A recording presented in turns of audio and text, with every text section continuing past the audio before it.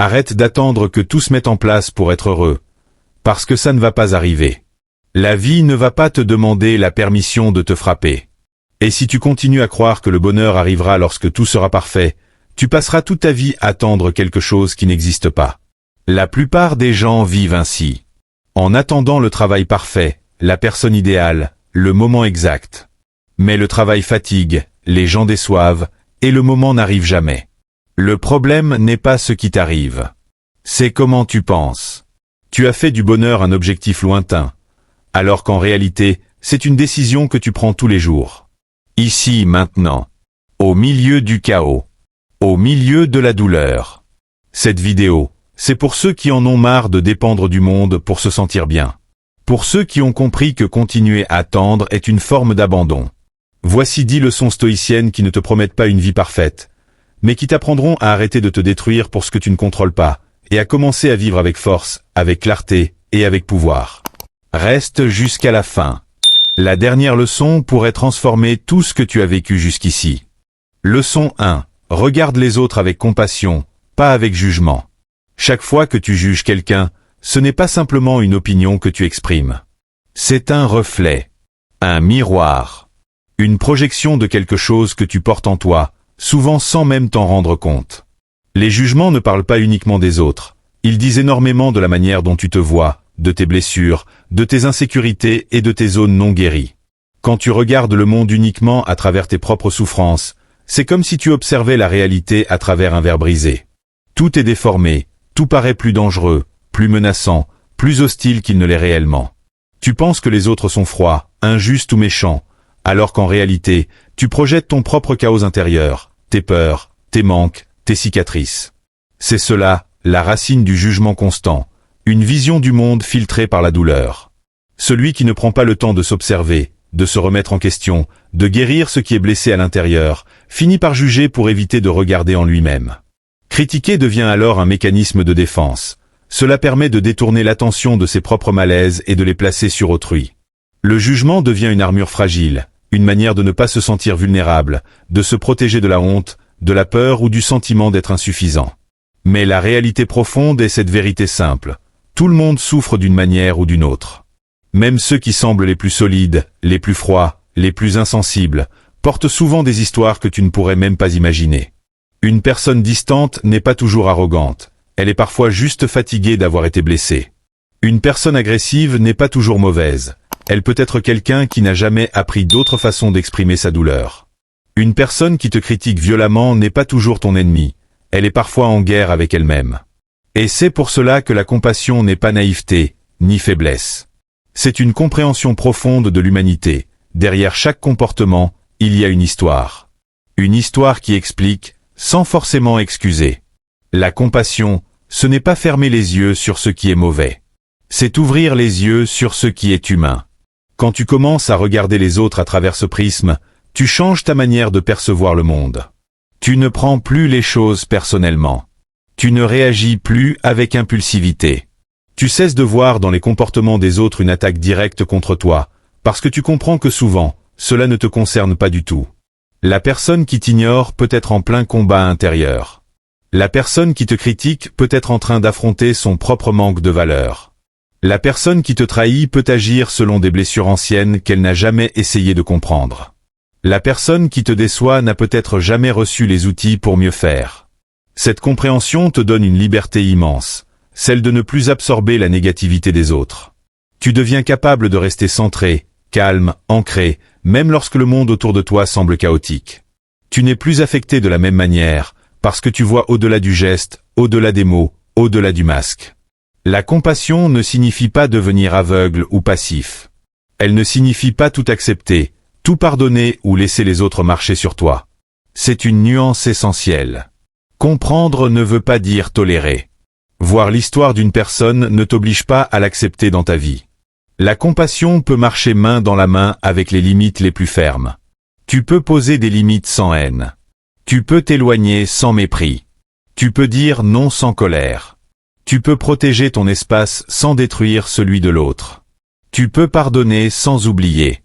La compassion n'est pas pour les autres. Elle est d'abord pour toi. Parce que lorsque tu regardes les autres avec plus de douceur, tu apprends aussi, peu à peu, à te regarder toi-même de la même manière. Lorsque tu arrêtes de juger le monde, tu arrêtes aussi de te juger constamment. Quand tu cesses de serrer les poings, tu cesses de te faire mal. Tu retires une pression inconsciente que tu portais, parfois depuis des années. En réalité, le monde te renvoie toujours quelque chose sur toi-même. Tes jugements révèlent tes blessures. Tes colères révèlent tes peurs. Tes réactions révèlent tes zones non guéries. Et chaque fois que tu réagis de manière disproportionnée à quelque chose chez quelqu'un, c'est souvent un signal. Cela touche une part de toi qui demande de l'attention.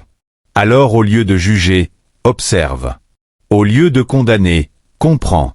Au lieu de réagir, respire. Plus tu traites les autres avec compassion, plus tu guéris ta propre relation avec toi-même. Parce que l'extérieur et l'intérieur ne sont jamais complètement séparés.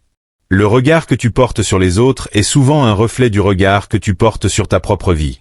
Lorsque tu commences à voir les autres comme des êtres humains imparfaits, en apprentissage, en évolution, tu te donnes le droit d'être, toi aussi, imparfait, en apprentissage, en évolution. Quand tu développes une vision plus douce du monde, tu t'ouvres à une vision plus douce de toi-même. Et c'est là que commence la véritable guérison. Pas dans la dureté, pas dans la critique, pas dans le jugement, mais dans la compréhension, l'ouverture, et surtout, dans la compassion. Leçon 2, donne sans attendre, offre sans calculer. Donner en espérant quelque chose en retour, c'est comme planter une graine et lui crier d'éclore à ton signal. C'est ignorer que la vie a son propre rythme, ses propres lois, ses propres cycles. Beaucoup de gens donnent, oui, mais leur geste n'est pas libre. Leur main est ouverte, mais leur cœur est tendu. Ils offrent, mais ils observent, ils comptent, ils retiennent. Chaque acte est accompagné d'un « je te donne », mais aussi d'un « souviens-toi ». Il y a ceux qui aident mais attendent, silencieusement, qu'on les aide ensuite. Ceux qui offrent un cadeau mais espèrent un retour de même valeur. Ceux qui soutiennent quelqu'un mais deviennent amers quand ils ne reçoivent pas la reconnaissance qu'ils imaginaient. Ceux qui disent c'est rien mais qui, au fond, tiennent un registre invisible. Et là, ce n'est pas de la générosité. C'est une transaction. Une monnaie. Un échange maquillé sous le masque de la vertu. La vraie générosité commence précisément là où l'attente se termine. Quand tu donnes avec calcul, tu attaches une ficelle invisible à ce que tu as offert. Et tôt ou tard, tu tires sur cette ficelle. Tu la ressens. Tu espères. Tu réclames intérieurement. Tu t'exposes à la déception, au ressentiment, à la frustration de ne pas recevoir ce que tu croyais mériter. Donner ainsi n'élève pas, cela appauvrit. Parce que tu te transformes en comptable émotionnel, obsédé par l'équilibre, par la réciprocité parfaite, par la justice millimétrée.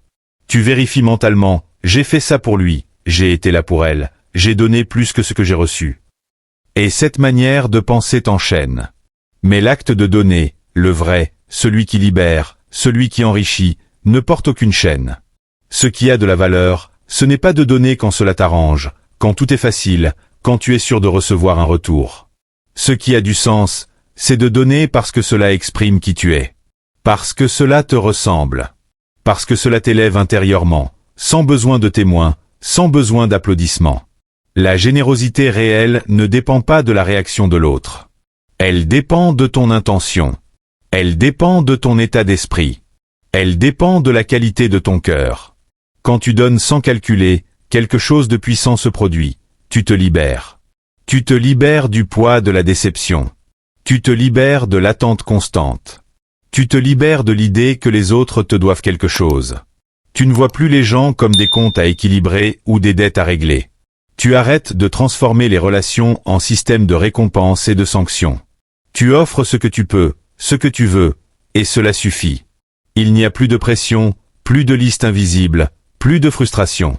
Et surtout, tu ne te mets plus en colère quand tu ne reçois pas de remerciements, de retour, ou même de reconnaissance. Parce que tu l'as fait pour toi. Pour ton propre alignement intérieur. Pour être en accord avec tes valeurs. Pour vivre dans la cohérence, pas dans le calcul. Ce qui naît de toi te renforce, même si personne ne le voit.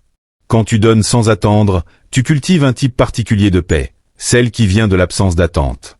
Les attentes sont la source de la plupart de nos souffrances. Attendre, c'est conditionner ton bonheur au geste d'autrui. Attendre, c'est remettre ton équilibre dans les mains d'une autre personne. Attendre, c'est perdre ta liberté. Mais donner librement, c'est la retrouver. Cela ne veut pas dire que tu dois accepter d'être utilisé ou manipulé. Donner librement ne signifie pas ignorer les limites. Cela ne t'oblige pas à te sacrifier ou à donner quand tu n'en as pas les moyens. La générosité authentique ne te demande jamais de te vider pour remplir les autres. Elle ne t'invite pas à te trahir toi-même. Elle t'invite simplement à offrir sans marchandage intérieur. La différence est énorme.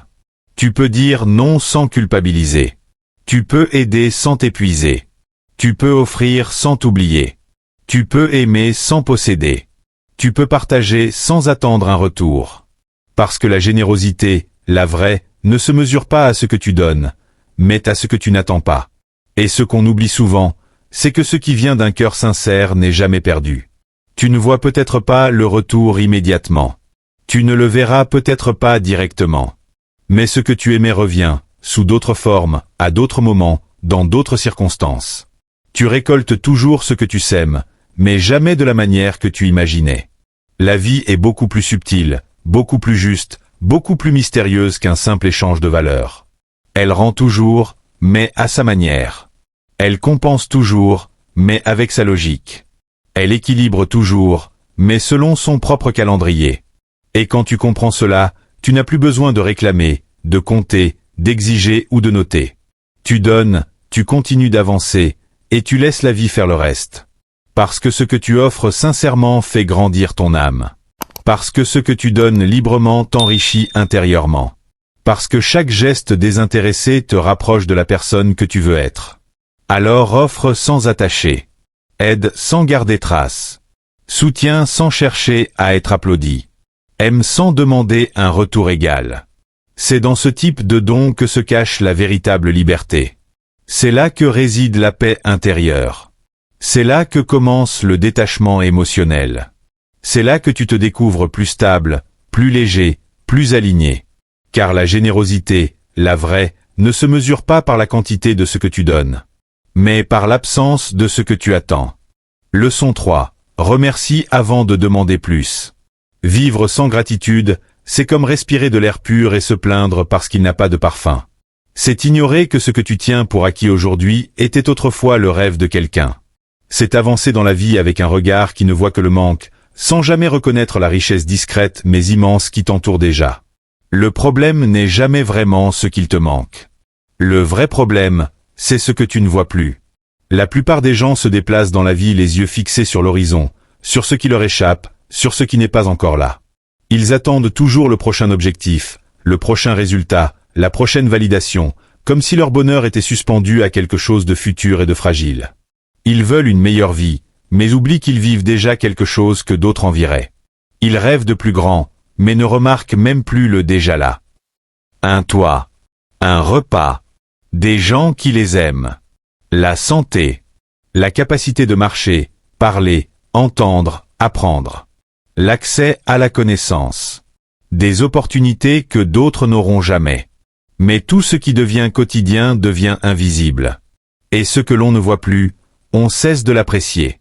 Et ce que l'on cesse d'apprécier finit par nous sembler insuffisant. Ce n'est qu'en perdant certaines choses que beaucoup comprennent ce qu'ils avaient. Ce n'est qu'en tombant malade que l'on réalise la valeur de la santé. Ce n'est qu'en perdant quelqu'un qu'on comprend l'importance de sa présence. Ce n'est qu'en manquant d'argent qu'on se souvient de la sécurité qu'on négligeait. Ce n'est qu'en vivant la solitude que l'on comprend la chaleur d'un simple message. Le monde moderne entretient ce manque permanent. Il te pousse à vouloir toujours plus. Plus de succès, plus d'argent, plus de confort, plus de reconnaissance, plus de vitesse. Il te répète subtilement que tu n'es pas assez, que tu n'as pas assez, que tu vis en retard sur quelque chose. Alors tu cours. Tu compares. Tu envies. Tu exiges. Et tu oublies.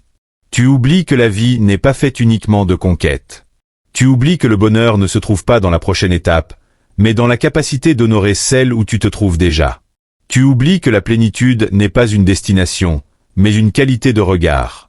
La gratitude n'est pas une prière obligatoire. Ce n'est pas une tradition vide. Ce n'est pas une formule magique. C'est un réveil. Quand tu deviens reconnaissant, quelque chose change dans ta façon de percevoir le monde.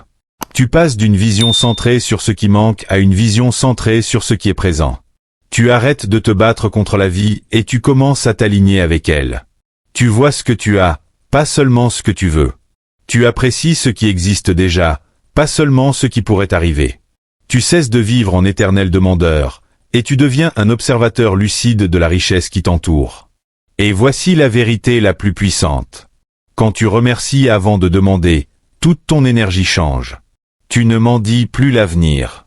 Tu le construis depuis un état d'abondance. Tu ne cours plus après quelque chose. Tu avances déjà enrichi. Tu n'agis plus par manque. Tu agis par clarté. Beaucoup pensent qu'ils doivent attendre d'obtenir ce qu'ils veulent pour être reconnaissants. Mais la gratitude n'est pas une récompense. C'est une semence. Une posture intérieure. Une manière de préparer le terrain. Tu n'as pas besoin d'avoir plus pour remercier. Tu as seulement besoin de voir plus clairement. Remercier maintenant, dès aujourd'hui, même si tout n'est pas parfait, c'est comprendre que la vie ne t'a jamais laissé entièrement vide. C'est reconnaître que malgré les pertes, les défis, les manques, il y a toujours quelque chose, une force, une chance, une opportunité, une présence qui t'a permis d'être là, en train de lire, d'avancer, d'apprendre. Et cette reconnaissance transforme ton rapport à la vie. La gratitude te rend plus patient. Elle te rend plus calme. Elle te rend plus confiant. Elle te libère de la peur de manquer. Elle t'apaise face à ce qui n'est pas encore là. Elle te donne la force de travailler sans pression, sans panique, sans obsession. Quand tu vis avec gratitude, tu ne t'imagines plus en plein désert. Tu réalises que tu marches déjà sur de la terre fertile. Et alors, même ton désir change. Tu n'as plus besoin de demander par désespoir. Tu demandes par expansion. Tu ne cherches plus à combler un vide. Tu cherches à grandir depuis une base solide. Remercier avant de demander, c'est dire à la vie: je reconnais ce que tu m'as déjà donné. Je construis à partir de cela. Je ne suis pas pauvre, je suis en chemin. Et le plus beau, c'est que la gratitude te donne quelque chose que beaucoup n'obtiennent jamais. La paix avec le moment présent. Cette paix-là n'a pas besoin d'une victoire pour exister. Elle n'attend pas un événement extérieur. Elle ne dépend pas du futur. Elle se crée maintenant, dans cette capacité à reconnaître que tu n'es pas vide, que tu n'es pas seul, que tu n'es pas démuni. Ceux qui vivent sans gratitude passent leur vie à poursuivre des mirages. Ceux qui vivent avec gratitude transforment déjà leur vie, même si rien n'a encore changé à l'extérieur. La gratitude est un choix, un entraînement, une discipline intérieure. Mais surtout, c'est une clé. La clé qui ouvre la porte de la sérénité. La clé qui apaise l'esprit. La clé qui donne accès à une vie plus simple, plus profonde, plus vraie. Parce que si tu apprends à être reconnaissant maintenant, avant même d'obtenir ce que tu cherches, alors tu as déjà gagné quelque chose de rare. La paix avec le présent et la confiance envers l'avenir. Leçon 4. Sois le gardien ferme de ton esprit. Ton esprit est comme une maison sans verrou. Si tu ne surveilles pas qui entre, n'importe quel visiteur peut s'y installer. Une simple phrase entendue par hasard, une critique mal placée, un souvenir douloureux, une peur venue de l'enfance, tout peut devenir un locataire indésirable. Et beaucoup de ces pensées ne repartent pas d'elles-mêmes. Elles s'incrustent, elles se répètent, elles décorent les murs de ton esprit de leur couleur sombre jusqu'à ce que tu finisses par croire que tu as toujours vécu dans cette obscurité. Les opinions des autres, leurs jugements, leurs peurs, leurs visions limitées, tout cela peut s'inviter dans ton esprit sans permission. Les idées que tu consommes, les conversations que tu entends, les expériences que tu vis, les blessures que tu traverses, tout peut entrer.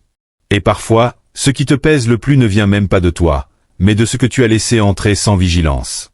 Ce qui est dangereux, ce n'est pas que le monde frappe à ta porte. C'est que tu laisses cette porte ouverte. C'est que tu crois que tu n'as pas le choix. C'est que tu ne réalises pas que c'est toi, et toi seul, qui décide. Beaucoup de gens vivent avec un esprit contaminé, non par malveillance, mais par négligence. Ils ne filtrent rien. Ils laissent le bruit du monde les définir, les erreurs du passé leur dicter leur identité, les peurs de demain paralyser leurs actions d'aujourd'hui. Leur maison intérieure devient un espace rempli de squatteurs mentaux, la comparaison, la honte, le doute, la colère, la jalousie, la peur. Ils pensent que tout ce qui traverse leur esprit mérite d'être cru. Ils pensent que toutes leurs pensées sont vraies. Ils pensent que tout ce qu'ils ressentent doit devenir une réaction. Mais la vérité, la première vérité à comprendre, est celle-ci. Tout ce qui arrive dans ton esprit ne t'appartient pas. Et même ce qui vient de toi n'est pas forcément vrai, utile, ou digne d'être conservé. Le pouvoir de ton esprit est immense. Mais sa fragilité l'est tout autant. Si tu ne deviens pas le gardien de ce qui entre, tu deviens prisonnier de ce qui s'installe. Et tu peux passer des années à réparer des dégâts créés par des pensées que tu n'as jamais consciemment choisies. Les pensées négatives ne sont pas dangereuses en elles-mêmes. Ce qui est dangereux, c'est de ne pas remarquer que tu es en train de les penser. Quand tu crois automatiquement, sans questionner, sans observer, sans filtrer, tu deviens esclave de ton propre mental. Tu confonds les pensées passagères avec des vérités éternelles. Tu confonds les émotions du moment avec ton identité profonde. Tu confonds les perceptions imparfaites avec la réalité. C'est pour cela que la première forme de liberté réelle n'est pas de faire ce que tu veux. La première liberté réelle, c'est de t'arrêter avant d'agir. T'arrêter pour regarder. T'arrêter pour te demander. Cette pensée me sert-elle ou me détruit-elle? Cette émotion mérite-t-elle de guider ma décision? Cette peur est-elle réelle ou héritée? Cette voix dans ma tête, est-ce vraiment la mienne? Ce simple acte d'observation est un retournement intérieur. C'est un éveil. C'est un rappel que tu n'es pas ton esprit, mais celui qui l'habite. Tu n'es pas tes pensées, mais celui qui les voit passer. Tu n'es pas tes doutes, mais celui qui les interroge. Tu n'es pas tes émotions, mais celui qui peut choisir comment y répondre. Ton esprit peut être un temple ou un piège, un refuge ou un labyrinthe, une source de clarté ou un générateur de chaos. Tu décides. Mais pour qu'il devienne un temple, tu dois d'abord en devenir le gardien. Un gardien ferme, mais juste. Un gardien attentif, mais pas tyrannique. Un gardien qui sélectionne, filtre, questionne, éclaire. Car personne ne prendra soin de ton monde intérieur à ta place. Personne ne nettoiera tes pensées pour toi. Personne ne fermera la porte quand les peurs essaient d'entrer. Personne ne sortira les pensées toxiques que tu laisses s'installer. Personne ne décidera quelle voix mérite d'être écoutée. C'est ta responsabilité. Mais aussi ton plus grand pouvoir.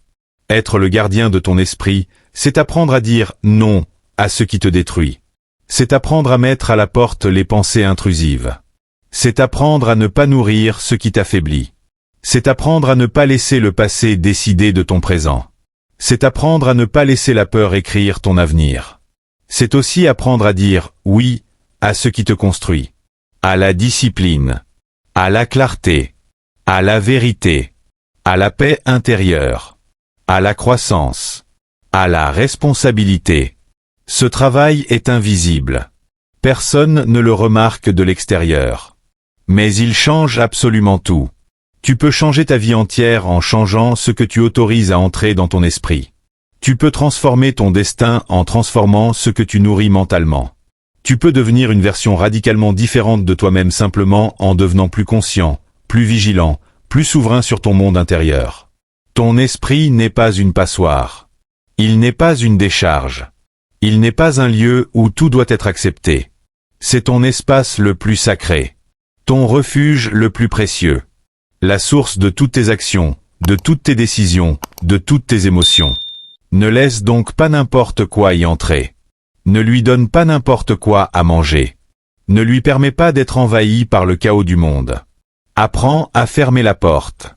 Apprends à filtrer. Apprends à questionner. Apprends à observer.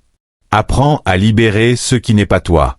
Parce qu'au final, ce que tu gardes dans ton esprit, finit par définir ta vie entière. Deviens un gardien ferme. Deviens un gardien éveillé. Deviens le protecteur de ton temple intérieur. C'est là que commence la vraie force. La vraie liberté. La vraie maîtrise de toi-même. Leçon 5. Cultive ta paix intérieure sans condition. Version développée. Attendre que le monde se calme pour trouver la paix, c'est comme espérer que la mer devienne un miroir immobile avant d'apprendre à nager.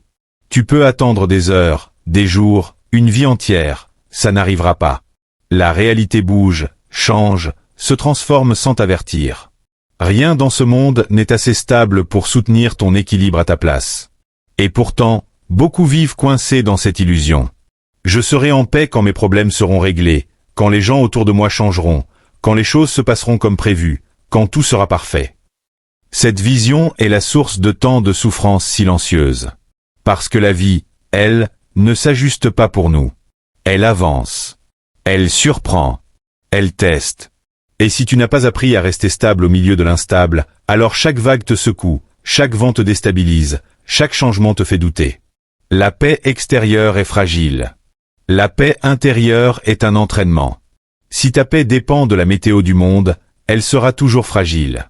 Il suffira d'une remarque blessante, d'un délai imprévu, d'une déception, d'un conflit, pour que tout s'effondre. Et ce n'est pas vraiment vivre, c'est survivre, c'est être gouverné par le chaos. Le stoïcien sait que la paix ne vient pas après que les choses vont mieux. Elle vient pendant. Elle se construit malgré. Elle ne se trouve pas dans l'absence de problèmes, mais dans ta capacité à naviguer au milieu d'eux. C'est là toute la distinction entre la paix émotionnelle et la dépendance émotionnelle. La dépendance dit « je vais bien quand tout va bien ». La paix dit « je vais bien parce que j'ai décidé d'aller bien ». L'un attend, l'autre s'entraîne. La vie ne devient pas plus calme. C'est toi qui deviens plus solidement enraciné. Quand la vie s'agite, certains se sentent balayés comme des feuilles sèches. Pourquoi ? Parce qu'ils n'ont jamais construit leurs racines. Ils n'ont jamais appris à se tourner vers l'intérieur, à créer un espace où rien ni personne ne peut tout détruire. Pourtant, ce refuge existe en chaque être humain. Une zone silencieuse, profonde, tranquille, que le bruit du monde ne peut atteindre. Mais pour y accéder, il faut du travail, de la présence, de l'entraînement. Tu ne peux pas espérer rester en paix si tu n'as pas appris à respirer sous pression. Tu ne peux pas espérer rester calme si tu n'as jamais observé ton agitation. Tu ne peux pas espérer être stable si tu n'as pas confronté tes propres tempêtes internes.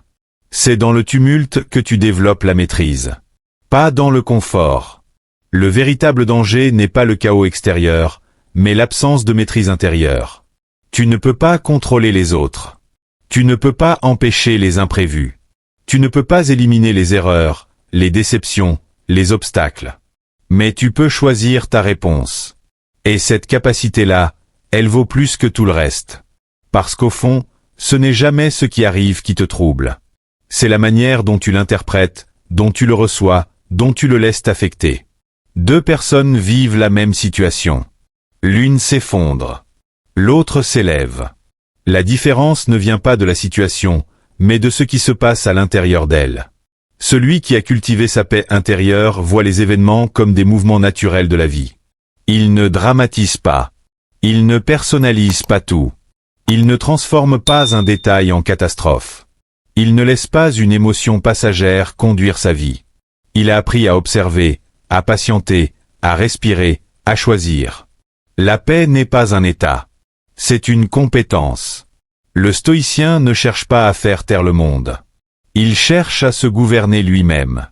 Tu ne peux pas exiger que la vie soit douce. Tu ne peux pas supplier les autres de changer leur comportement. Tu ne peux pas espérer que les circonstances se plient à ton désir de confort. Le stoïcien sait cela. Et justement, il tire sa puissance de ce qu'il cesse d'espérer ce qui ne dépend pas de lui. Il n'a pas besoin que tout soit parfait pour être bien. Il n'a pas besoin que tout soit organisé pour être calme. Il n'a pas besoin que tout soit prévisible pour être en contrôle. Pourquoi ? Parce qu'il ne fonde pas son centre sur l'extérieur, mais sur ce qu'il maîtrise réellement. Ses pensées, ses choix, ses actions, sa façon de réagir. Le monde peut changer 1000 fois. Il peut rester le même. La paix est un état que tu portes, pas quelque chose que tu attends. Tu n'es pas obligé de vivre comme une barque secouée par chaque vague. Tu n'es pas obligé d'être à la merci du comportement des autres. Tu n'es pas obligé de laisser les circonstances déterminer ton humeur. La paix intérieure signifie que tu peux être entouré de bruit sans être bruyant à l'intérieur. Tu peux être face à un conflit sans devenir conflictuel. Tu peux être déçu sans être détruit. Tu peux être surpris sans être déstabilisé. Tu peux être bousculé sans perdre ton axe. Ce n'est pas fuir le monde. C'est demeurer maître de ton monde intérieur. Le jour où tu comprends que ta peine a besoin de l'autorisation de personne, un basculement se produit. Tu réalises que toute ta vie, tu as donné aux autres un pouvoir qu'ils n'auraient jamais dû avoir, celui de déterminer comment tu te sens. Quand tu cesses de confier tes émotions au hasard, tu deviens libre. Quand tu cesses d'attendre que tout soit parfait, tu deviens stable. Quand tu cesses de dépendre, tu deviens invincible. La paix n'est pas un refuge. C'est une posture. Elle est active, pas passive. Elle demande un choix, pas un souhait. Elle exige de la discipline, pas de la chance. Chaque jour, tu peux choisir. De répondre au lieu de réagir. D'observer au lieu d'absorber. De laisser aller au lieu de t'accrocher. De respirer au lieu de résister. De revenir à toi au lieu de te perdre dans le monde. Ce choix, un jour après l'autre, transforme ton existence. Tu deviens moins touché par ce qui est éphémère. Moins troublé par ce qui n'est pas important. Moins dépendant de ce qui change. Tu deviens un être centré, enraciné, solide. Non pas parce que le monde s'est calmé, mais parce que toi, tu t'es fortifié. Le jour où tu comprends que ta paix dépend uniquement de toi, tu deviens inébranlable. Tu ne réagis plus, tu choisis. Tu ne t'écroules plus, tu te redresses. Tu ne dépends plus, tu te gouvernes. Et c'est là que commence la vraie liberté. Leçon 6. Apprends à lâcher prise sans te perdre toi-même, version développée. S'accrocher à ce qui n'est plus, c'est comme porter un corps sans vie en espérant qu'il revienne à lui. Tu continues à le traîner, tu refuses d'accepter sa fin, tu te convaincs qu'avec un peu plus d'effort, avec un peu plus de patience, avec un peu plus de sacrifice, quelque chose renaîtra. Mais au fond, une part de toi sait déjà la vérité, ce que tu portes n'a plus de souffle. Ce n'est pas la vie que tu essaies de sauver, c'est la tienne que tu empêches d'avancer. Tu le gardes par peur, par attachement, par nostalgie, par habitude. Tu te dis que lâcher prise, c'est perdre. Que laisser partir, c'est échouer. Que tourner la page, c'est abandonner. Mais c'est exactement l'inverse. Lâcher prise, ce n'est pas perdre l'autre. C'est cesser de te perdre toi-même. On t'a appris à confondre amour et attachement. Loyauté et servitude. Patience et autosacrifice. Depuis l'enfance, on t'a répété que si tu aimes, tu dois supporter. Que si tu es loyal, tu dois rester. Que si tu lâches prise, c'est que tu n'as pas assez essayé. Que la souffrance est la preuve d'un amour sincère. Que l'attachement est une vertu. Que partir est un acte d'égoïsme. Mais cette vision te détruit. Elle transforme la loyauté en enfermement. Elle transforme la patience en stagnation. Elle transforme la fidélité en dépendance émotionnelle. Tu ne restes pas parce que tu aimes.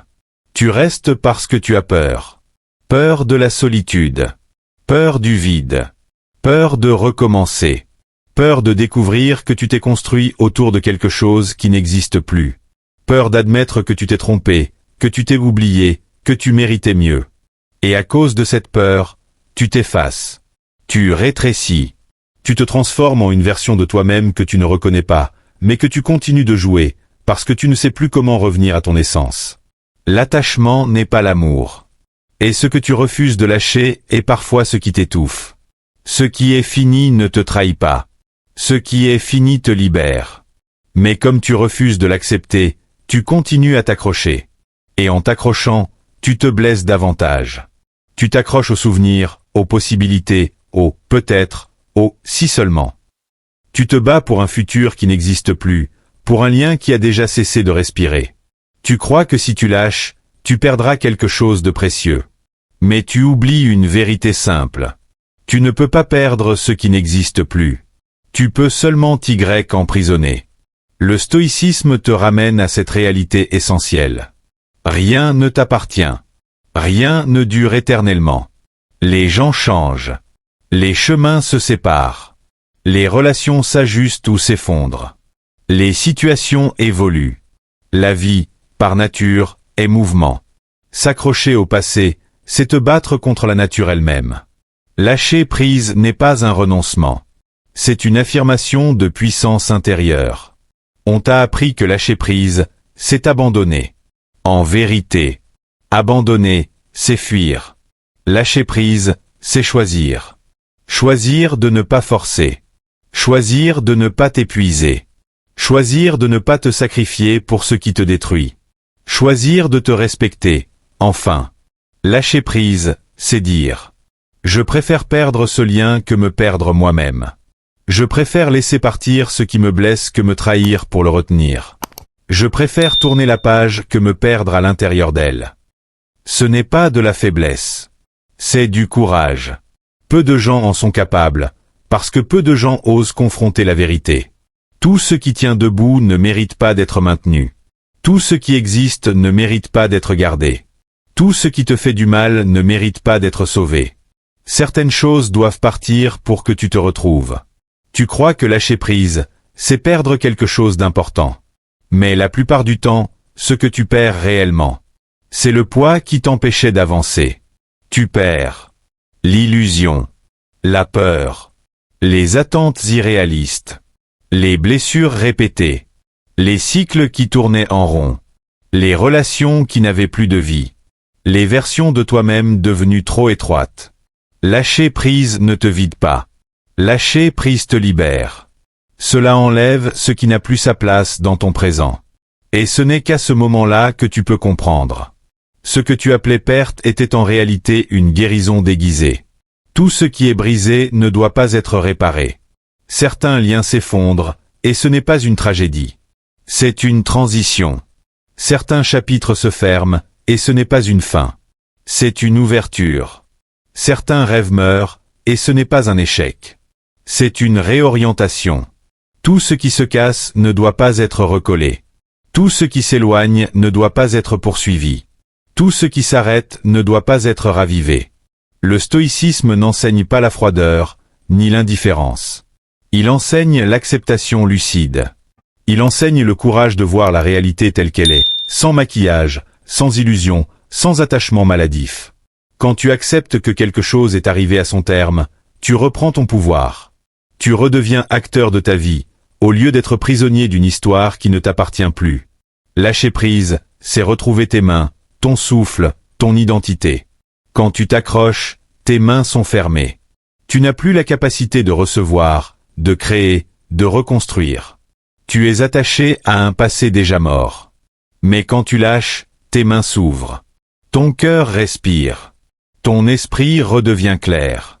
Tu peux enfin accueillir ce qui te correspond vraiment. Tu cesses de vivre dans la nostalgie. Tu cesses de vivre dans la peur. Tu reviens au présent. À toi. À ta vérité. À ta valeur. Tu réalises que tu ne perds rien d'important.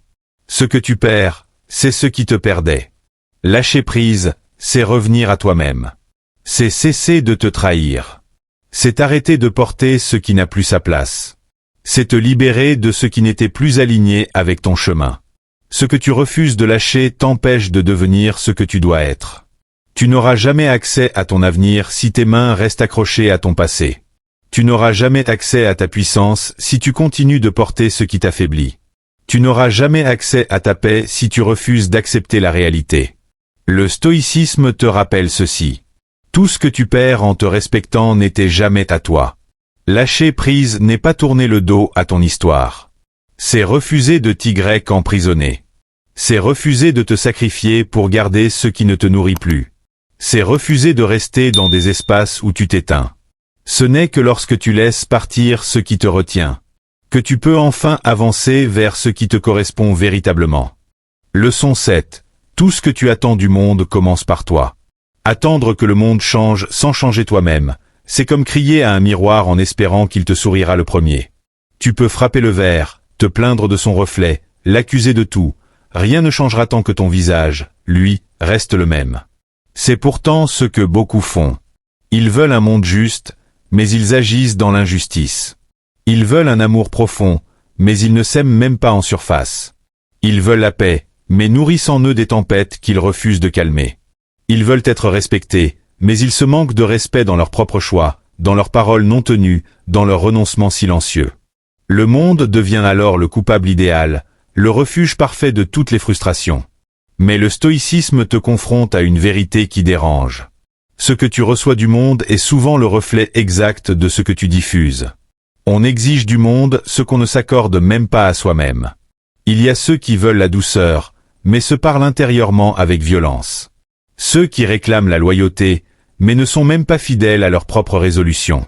Ceux qui attendent qu'on les comprenne, mais jugent instantanément. Ceux qui veulent qu'on les écoute, mais ne laissent jamais de silence pour entendre les autres. Ceux qui demandent qu'on prenne soin d'eux, mais négligeant leur propre esprit comme une maison sans entretien. Ils cherchent à l'extérieur ce qu'ils ne construisent pas à l'intérieur. Ils veulent un monde bienveillant, mais eux-mêmes entretiennent la critique. Ils veulent un monde apaisé, mais eux-mêmes vivent dans la réactivité. Ils veulent un monde honnête, mais eux-mêmes vivent dans la dissimulation. Ils veulent un monde solidaire, mais eux-mêmes ferment les yeux sur ce qu'ils pourraient offrir. Sans s'en rendre compte, ils deviennent les artisans du monde qu'ils détestent. Et comme ils refusent de se regarder, ils pensent que tout vient des autres. La vérité stoïcienne, le monde extérieur n'est souvent qu'une projection du monde intérieur. Ce que tu vois en toi, tu l'aimais. Ce que tu aimais, tu l'attires. Ce que tu attires, tu le vis. Si ton esprit est plein de colère, tu verras la provocation partout. Si ton cœur est plein de peur, tu verras des menaces dans chaque regard. Si ton esprit est rempli de manque, tu verras la vie comme un combat constant. Si ton cœur est empli d'amour, tu percevras la beauté même dans l'imperfection. Ce que tu tiens dans ton esprit devient ton filtre. Et ton filtre devient ton expérience. C'est pourquoi deux personnes peuvent vivre la même chose, et y voir deux mondes complètement différents. L'une y verra une catastrophe, l'autre une opportunité. L'une y verra une injustice, l'autre une leçon. L'une y verra une attaque, l'autre une simple information. Le monde ne change pas pour s'adapter à toi. C'est ton regard qui change ton monde. On veut que les autres incarnent ce que nous refusons d'incarner. Beaucoup disent vouloir un monde sincère, mais ils portent des masques. Ils veulent des amitiés profondes, mais ne révèlent jamais leur vérité. Ils veulent des relations solides, mais fuient la vulnérabilité. Ils veulent être compris, mais ne disent jamais ce qu'ils ressentent réellement. Ils veulent que les autres changent, mais ne changent rien dans leur façon d'être. Ils cultivent la plainte, et s'étonnent de récolter la frustration. Ils cultivent la colère, et s'étonnent d'attirer le conflit. Ils cultivent l'impatience, et s'étonnent de vivre dans le stress. Ils cultivent la méfiance, et s'étonnent de ne jamais se sentir en sécurité. La vie n'est pas injuste. Elle reflète ce que tu portes. Elle amplifie ce que tu incarnes. Elle te montre, à travers les autres, la relation que tu entretiens avec toi-même. Le stoïcisme te le rappelle, ton premier devoir est envers toi-même. Avant d'essayer de corriger le monde, tu dois mettre de l'ordre en toi. Tu ne peux pas prêcher ce que tu ne pratiques pas.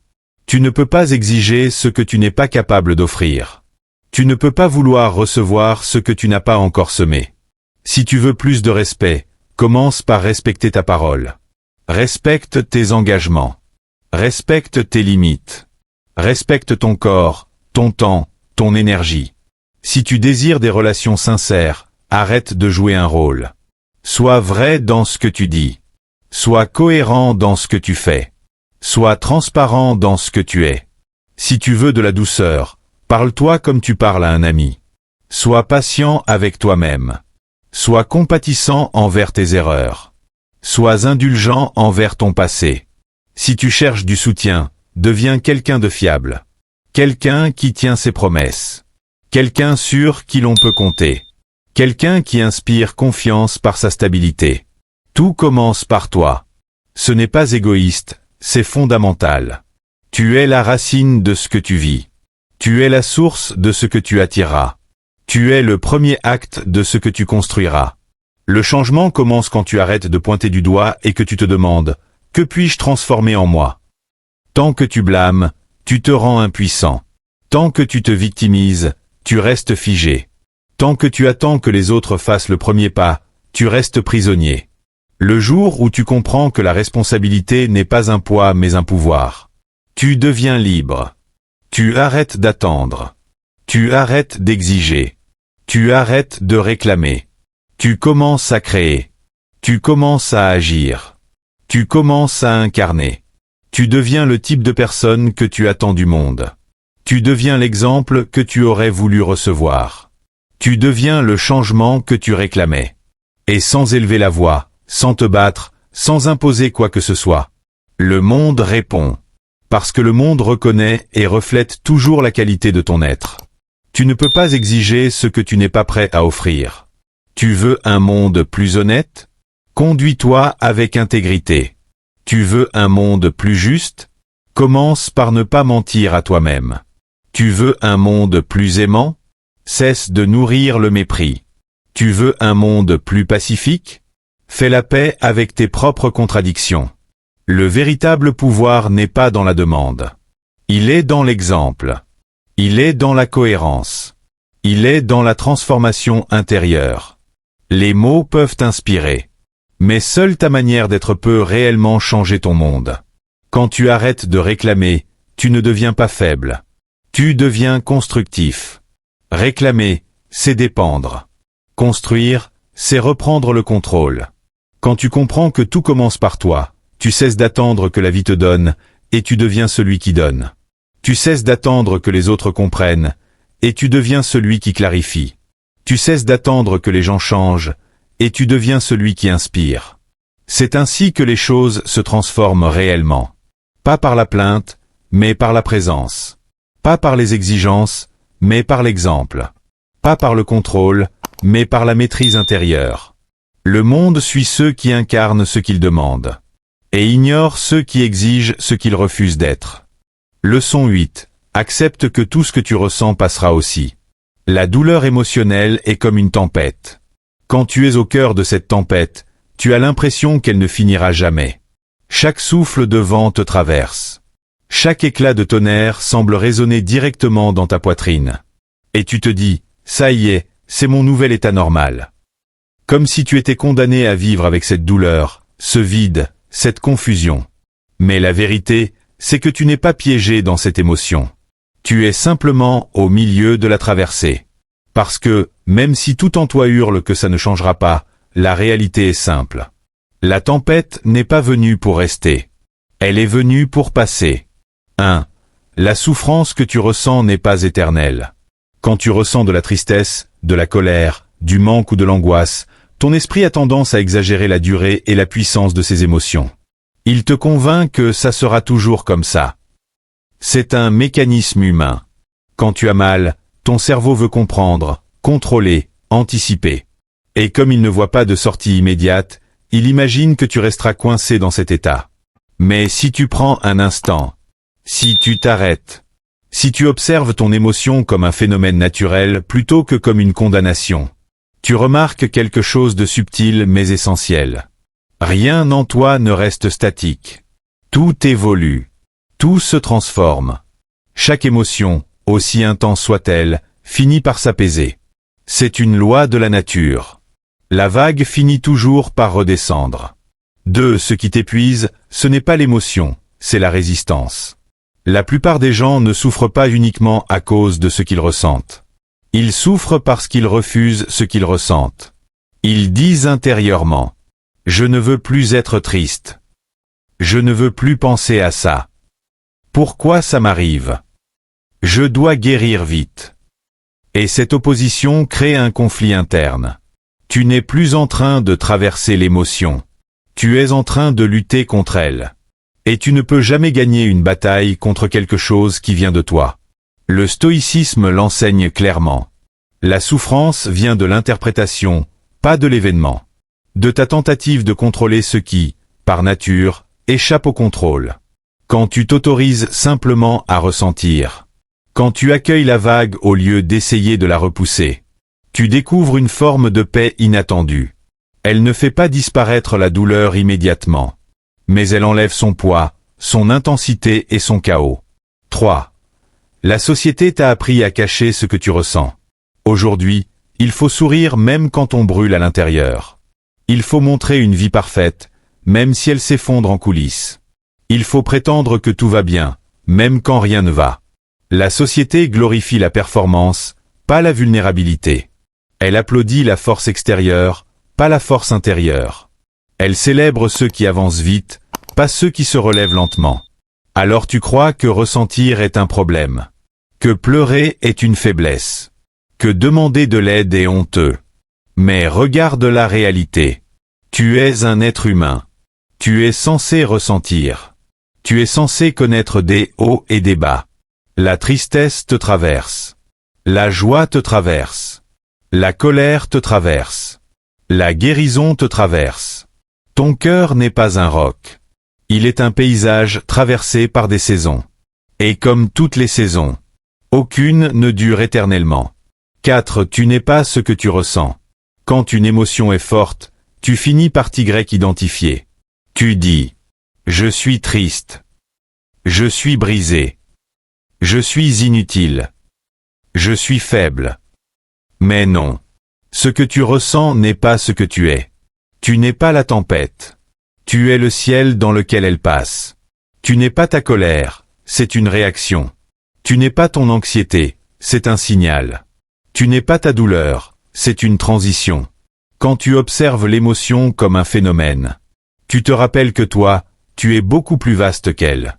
Tu comprends que son passage ne définit pas ta valeur, ni ton identité, ni ton avenir. 5. Chaque émotion porte un message. Si une émotion insiste, c'est qu'elle a quelque chose à te dire. La tristesse te montre ce qui compte. La colère te montre ce qui dépasse une limite. La peur te montre ce qui nécessite de l'attention. L'anxiété te montre ce que tu dois organiser ou clarifier. La nostalgie te montre ce que tu n'as pas encore accepté. L'émotion n'est pas là pour te punir. Elle n'est pas un ennemi. Elle est un messager. Et dès que tu reçois le messager n'a plus besoin de rester. C'est pour ça que tout passe. Parce que tout ce que tu ressens n'a qu'un but. Te transformer. 6. Accepter ne veut pas dire se résigner. Accepter une émotion, c'est lui dire « Je te vois. Je ne te combats pas. Je vais te laisser faire ton travail. » Ce n'est pas renoncer à aller mieux. Ce n'est pas s'enfermer dans la douleur. Ce n'est pas abandonner. C'est permettre au processus naturel de guérison de faire son œuvre. Résister retarde. Accepter libère. Le stoïcisme t'apprend que la paix intérieure ne vient pas du contrôle, mais de la compréhension. 7. Tu vas traverser cette période, comme tu as traversé toutes les autres. Quand tu regardes ton passé, tu remarques quelque chose de puissant. Chaque douleur que tu croyais insurmontable, tu l'as dépassée. Chaque moment où tu pensais ne pas tenir, tu es encore là. Chaque nuit où tu croyais que la lumière ne reviendrait jamais, tu es en train de lire ceci aujourd'hui. Ton corps a survécu. Ton esprit a survécu. Ton cœur a survécu. Il survivra encore. Parce que toi aussi, comme tout dans la nature, tu es fait pour traverser, pas pour rester bloqué. 8. Un jour tu regarderas en arrière et tu comprendras. Il y a un moment, plus tard, où tu repenseras à cette période. Tu te diras « J'ai cru que j'allais sombrer, mais je me suis élevé. J'ai cru que c'était la fin, mais c'était un passage. J'ai cru que j'étais faible, mais j'étais en train de me transformer. » Tu verras que l'émotion n'était pas un mur. C'était une porte. Une porte que tu ne pouvais traverser qu'en acceptant de ressentir. Conclusion. À la fin, tout ce que tu ressens passera aussi. Même si tu n'y crois pas encore. Même si tu n'en vois pas la preuve aujourd'hui. Même si la tempête semble infinie. Elle ne l'est pas. Ce que tu ressens est une vague. Elle monte. Elle atteint un sommet. Puis elle redescend. Et quand elle redescendra, tu seras plus fort, plus conscient, plus ancré, plus vivant. Pas parce que tu n'auras plus mal, mais parce que tu auras appris à laisser passer. Leçon 9. Choisis de vivre le présent comme ta seule garantie. Imagine-toi dans une course. Les yeux bandés. Les mains tendues pour sentir le chemin. Chaque pas est incertain. Chaque respiration est une question. Et tout autour de toi, un horizon que personne ne t'a confirmé exister. C'est ainsi que beaucoup vivent leur vie, aveugles, pressés, constamment en train de courir vers un demain idéalisé, comme si ce futur leur devait quelque chose. Mais ce demain n'est pas une promesse. Ce demain n'est pas garanti. Ce demain peut ne jamais arriver. Pourtant, combien d'entre nous repoussent le présent, en croyant que la vie commencera seulement après ? après avoir terminé les études, après avoir trouvé un partenaire, après avoir atteint une stabilité financière, après avoir réglé tous les problèmes. Et pendant ce temps, la seule chose réelle que nous possédons, le moment présent, s'échappe. Chaque minute que tu passes en attente, chaque journée que tu sacrifies pour un futur hypothétique, c'est une partie de toi-même que tu perds. Tu passes à côté de la vie. Combien de fois as-tu perdu des journées entières en attendant le week-end? Combien de fois as-tu été avec quelqu'un mais ton esprit était ailleurs, à penser au futur, aux obligations, aux soucis à venir? Combien de fois as-tu vécu tes journées comme si elles étaient des répétitions, des brouillons avant le vrai chapitre? Et si je te disais que ce chapitre, c'est celui-ci? Ce présent que tu crois transitoire est la seule réalité. Ce n'est pas un brouillon. Ce n'est pas une répétition. Ce moment précis est la vie. Et il n'y a pas de deuxième chance pour le vivre pleinement. 1. Le piège de l'attente. L'attente est la prison silencieuse de l'âme. Beaucoup croient que le bonheur réside dans un futur où tout sera parfait. Ils imaginent un scénario idéal. Quand j'aurai ceci, je serai heureux. Ou, quand je réussirai cela, je respirerai enfin. Mais ce moment n'arrive jamais exactement comme prévu. Il y a toujours quelque chose de plus à atteindre, à accomplir, à corriger, à améliorer. La vie devient alors un éternel report. Et tu t'aperçois que, dans ce cycle, tu n'as jamais réellement vécu. Tu n'as jamais ri pleinement, aimé profondément, savouré l'instant pour ce qu'il est. Parce que ton esprit est toujours projeté ailleurs, dans un futur qui pourrait ne jamais se manifester. Le stoïcisme nous rappelle, tout ce que tu possèdes réellement, c'est le moment que tu vis maintenant. Le passé est terminé, irréversible. L'avenir est incertain, imprévisible, hors de ton contrôle. Si tu ne maîtrises pas le présent, tu n'as aucun contrôle sur rien. C'est dans l'instant que réside ton pouvoir. C'est dans l'instant que tu crées, que tu choisis, que tu es vraiment vivant. 2. Le pouvoir du présent. Chaque respiration est une chance. Chaque minute est un cadeau. Chaque choix est une manifestation de liberté. Vivre dans le présent, ce n'est pas ignorer les conséquences. Vivre dans le présent, ce n'est pas vivre sans plan. Vivre dans le présent, c'est agir consciemment avec ce que tu as, ici et maintenant. Marc Aurèle a dit, le bonheur de ta vie dépend de la qualité de tes pensées. Et tes pensées, elles existent ici. Pas dans un futur hypothétique. Si tu passes ta vie à te projeter ailleurs, à ruminer sur ce qui pourrait être, tu perds la qualité de tes pensées dans le seul endroit où elles peuvent réellement produire un impact, le présent. Ce que tu fais maintenant, même petit, même discret, change ton expérience immédiate et prépare ton futur avec authenticité. Vivre le moment présent, c'est assumer que tu es le seul garant de ta paix, ici et maintenant. 3. Reporter sa paix égale renoncer à son pouvoir.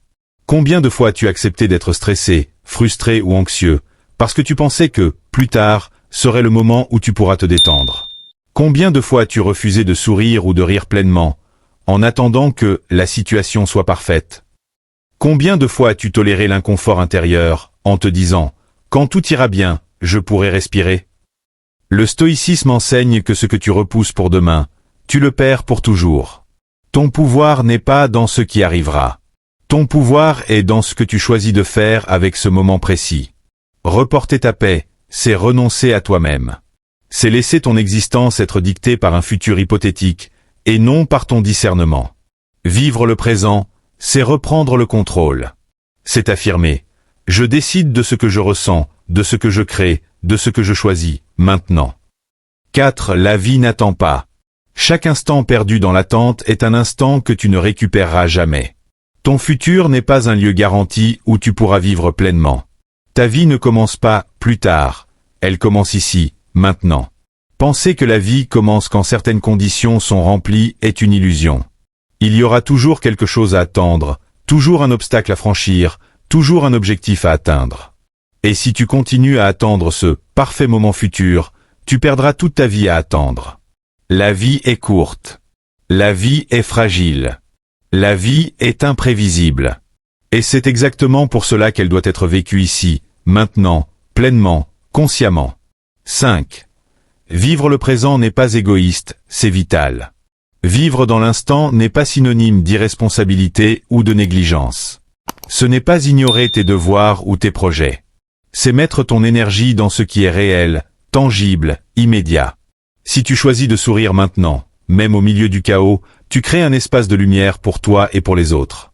Si tu choisis d'agir maintenant, même imparfaitement, tu construis quelque chose de concret, pas une illusion. Si tu choisis de respirer et d'observer maintenant, tu retrouves ton centre. Le présent est la seule garantie que tu possèdes. Tout le reste est incertain. Agir ici et maintenant est le seul moyen d'incarner ton vrai pouvoir. 6. Comment vivre pleinement le présent? Observe, arrête-toi. Regarde ce qui t'entoure, ce que tu fais, ce que tu ressens. Ne laisse pas le futur te distraire. Respire. Même une respiration consciente peut te ramener dans l'instant. Sens ton corps, ton souffle, ton rythme. Accepte le moment tel qu'il est, même imparfait. Ce que tu vis maintenant est réel. C'est la seule chose que tu puisses toucher. Agis. Choisis un acte concret, même petit, qui reflète ce que tu veux dans la vie. C'est par l'action consciente que tu incarnes le présent. Exprime, rire, aimer, remercier, partager, sentir, tout cela est possible maintenant. Ne le reporte pas. 7. Le vrai bonheur commence ici. Le vrai bonheur n'est pas conditionné par les circonstances. Il n'attend pas que le monde soit parfait. Il commence maintenant, dans l'acceptation de ce qui est, et dans l'action que tu choisis de poser dans ce moment. Reporter ta joie, ta paix, ton sourire, c'est trahir le seul temps que tu possèdes. Le stoïcien comprend que la vie est un cadeau qu'on ne récupère pas. Chaque instant est précieux. Chaque instant est une occasion unique de vivre pleinement. Quand tu choisis de vivre le présent comme ta seule garantie, tu deviens maître de ta vie. Tu n'attends plus que les circonstances changent pour être heureux. Tu n'attends plus que les autres agissent pour ressentir la paix. Tu n'attends plus le futur pour devenir pleinement toi. Le bonheur, la sérénité, la force, la clarté, l'amour et la joie sont tous disponibles ici et maintenant. Et c'est à toi de les saisir, de les nourrir et de les vivre. Conclusion. Ne reporte pas ton sourire. Ne reporte pas ta gratitude. Ne reporte pas ton action. Ne reporte pas ta vie. Choisis d'agir, de sentir, de respirer, d'aimer et de créer ici et maintenant. Ceci est déjà ta vie. Ceci est déjà ton trésor. Ceci est déjà ton seul pouvoir réel. Parce que tout le reste, le passé et l'avenir, ne sont que des illusions. Le présent est réel. Le présent est tangible. Le présent est tout ce que tu possèdes. Et si tu décides de l'habiter pleinement, alors, et seulement alors, tu touches au vrai bonheur. Sans condition, sans attente, sans dépendance. Simplement parce que tu es ici. Leçon 10. Transforme tes blessures en racines de croissance. Une fissure dans la terre peut sembler être une fracture, un défaut, un signe de faiblesse. Et pourtant, cette même fissure peut devenir l'endroit exact où une graine trouve sa force, prend racine et éclot en vie nouvelle. C'est exactement ainsi avec nos blessures. Beaucoup les voient comme des marques qui affaiblissent, comme des cicatrices qu'il faut cacher, comme des événements qu'il faudrait effacer. Mais ce qui est rarement dit, c'est que nos blessures contiennent le potentiel de notre transformation. Certaines des personnes les plus sages, les plus profondes et les plus fortes que nous connaissons ont été façonnées par la douleur. Pas parce que la souffrance en elle-même est une vertu, mais parce qu'elles ont appris à l'utiliser. Elles ne l'ont pas nié. Elles ne l'ont pas fui. Elles l'ont regardé en face, elles l'ont étudié, et elles l'ont transformé en force. 1. La tendance à fuir la douleur. Beaucoup passent leur vie à essayer d'effacer leur passé. Ils veulent nier ce qu'ils ont vécu. Ils veulent effacer la blessure pour que la douleur disparaisse. Ils pensent que ne pas y penser la rendra inoffensive. Mais la vérité est tout autre. La douleur non résolue continue de vivre en toi. Elle ne disparaît pas parce qu'on ferme les yeux. Elle parle, mais dans un langage détourné. Peur, colère, rancune, méfiance, insécurité, manque de confiance. Tu peux masquer une cicatrice, mais tu ne peux pas masquer ce qu'elle t'enseigne, si tu refuses de l'écouter. Et plus longtemps tu fuis, plus la blessure se transforme en chaîne, plus elle te dicte tes réactions, tes décisions, tes comportements. C'est la raison pour laquelle certaines personnes répètent sans fin les mêmes schémas, les mêmes erreurs, les mêmes blessures. Elles restent dans le cycle parce qu'elles refusent de regarder en face ce qui leur est arrivé. 2. Ne pas romantiser la souffrance. Transformer la douleur ne signifie pas la glorifier. Il ne s'agit pas de dire « ma vie a été terrible, donc je suis spécial ». Il ne s'agit pas de porter la douleur comme un symbole. Il ne s'agit pas de faire de la souffrance une identité. Le stoïcisme enseigne quelque chose de beaucoup plus puissant. La douleur est un matériau brut, pas une définition de qui tu es. Ce qui compte, ce n'est pas ce qui t'est arrivé, mais ce que tu décides de faire avec ce qui t'est arrivé. Tes blessures ne sont pas ton identité. Elles sont une partie du processus. Elles sont la terre sur laquelle tu peux choisir de grandir. Elles peuvent être ton sol fertile ou ton piège. 3. Le choix de transformer ou de rester stagnant. Chaque blessure te présente un choix. Tu peux répéter l'histoire encore et encore, comme un disque rayé. Tu peux continuer à te plaindre, à ressasser, à te sentir victime. Tu peux laisser le passé contrôler ton présent et dicter ton futur.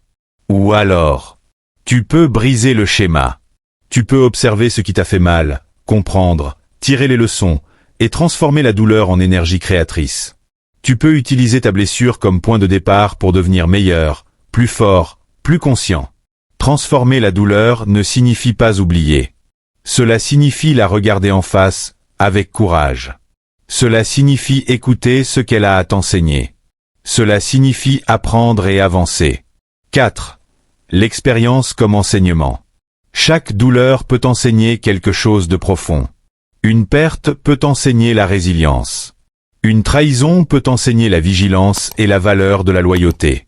Une erreur peut enseigner l'humilité et la précision. Une chute peut enseigner la force de te relever. Et quand tu comprends cela, tu réalises que rien n'est jamais perdu.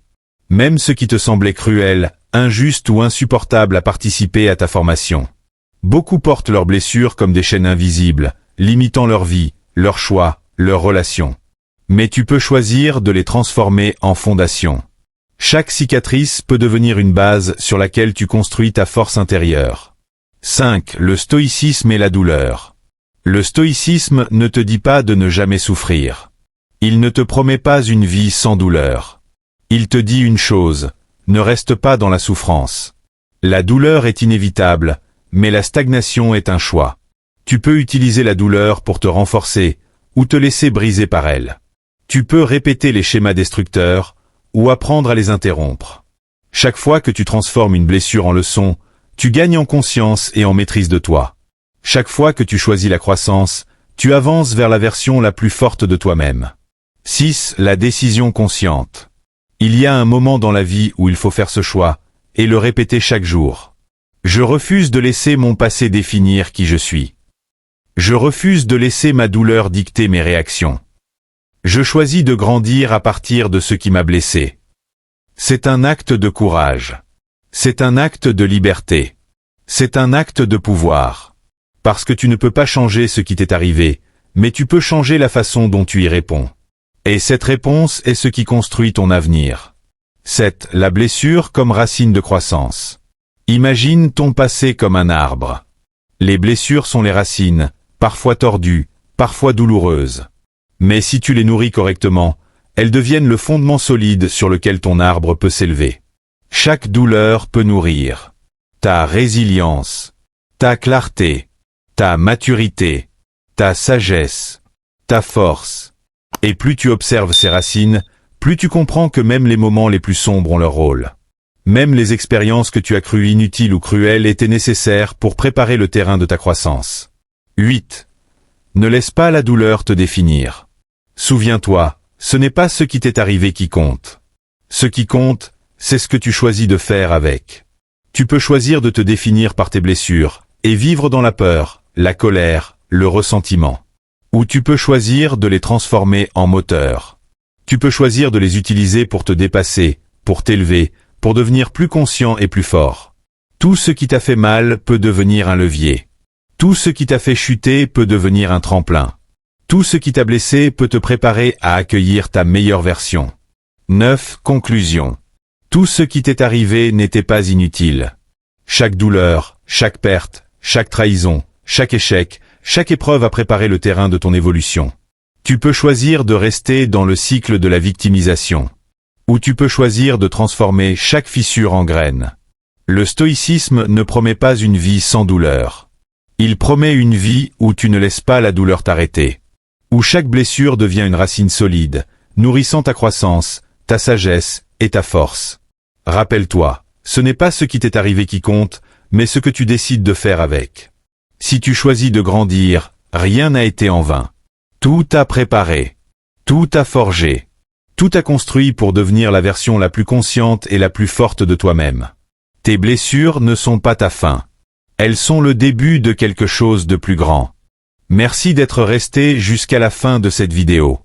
Si tu as tout regardé, commente « Je suis stoïcien » comme notre signe secret. Pense à ceci, la plupart des gens vivent en cherchant de la compagnie, en quête de rire partagé et de victoires applaudie par d'autres. Mais ce besoin de validation est la chaîne la plus lourde que tu peux traîner. Si ta joie dépend d'une autre personne, alors elle n'a jamais été la tienne. Si ta force repose sur le regard d'autrui, il suffit que ce regard disparaisse pour que tu t'effondres. Le bonheur ne vient pas de l'extérieur. Il vient de toi. Et si tu ne le construis pas toi-même, personne ne le fera pour toi. Tu n'as pas besoin que tout soit parfait. Tu as besoin de l'accepter tel que c'est, et de l'utiliser pour grandir. Soit tu apprends à te construire de l'intérieur, soit tu vivras toujours en attendant que quelqu'un d'autre te complète. À partir d'aujourd'hui, tu n'as besoin de rien d'autre pour retrouver ta paix. Juste de toi.